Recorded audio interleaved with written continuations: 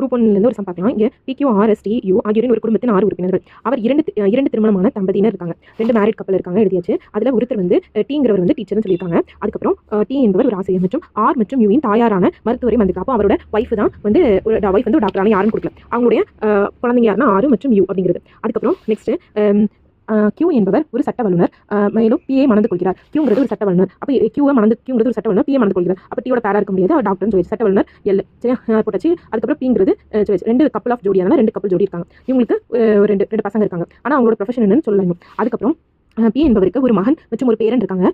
மகன் ஒரு பேரனா அது வந்து அவங்களோட மகன் வந்து டீயா தான் இருக்கணும். ஏன்னா இதுதான் குடும்பம். இந்த குடும்பத்தில் மகன் வந்து டி, அதுக்கப்புறம் பேரன் இதில் ஒரு மேல் இருப்பாங்க. அதுக்கப்புறம் ஒரே ஒரு பேரன் தான் இருக்காங்க.